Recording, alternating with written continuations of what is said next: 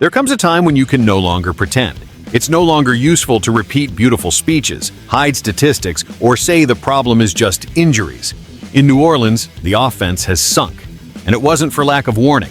The 2024 season was a disaster. 5 wins, 12 losses, and an offense that was going backward. If the Saints want to be competitive in 2025, they will have to take risks. They will have to gamble. They will have to buy low and hope for appreciation. Comment, like, and subscribe.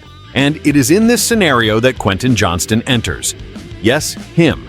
The Chargers wide receiver, 23 years old, affordable contract, and a recent history that mixes disappointment with potential. In 2023, he had only 431 yards and 2 touchdowns. But in 2024, the improvement was visible. 711 yards, 8 TDs, and a final game with 13 receptions and 186 yards. There is talent, there is explosiveness, and more importantly, there is market. According to Alex Kay from Bleacher Report, Johnston is one of the veterans who should be traded, and the Saints would be an ideal destination. The question is simple. Why hasn't New Orleans made a move yet? Because the urgency is real.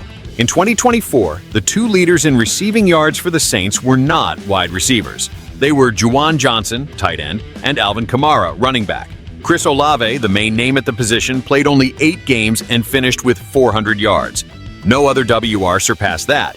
And even seeing this glaring hole, the team did not select any receivers in the draft.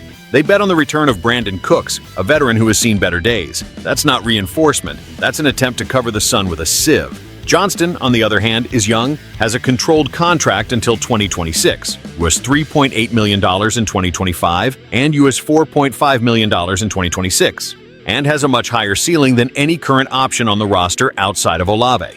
If he fits in, he becomes an immediate starter. If he develops, he could be extended even before 2026.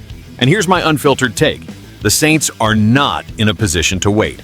Derek Carr is a walking question mark. The offense is fragile and the patience of the fans has run out. Quentin Johnston is the kind of gamble that smart teams make.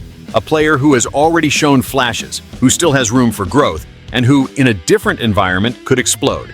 Put him alongside Olave with Kamara coming from the backfield, and you already have a respectable foundation. But if they continue with the same names, the same plan, and the same passivity, 2025 will repeat 2024. So, tell me, is it worth trading a mid-round draft pick for a talent with this potential, or will the Saints continue to live in the past?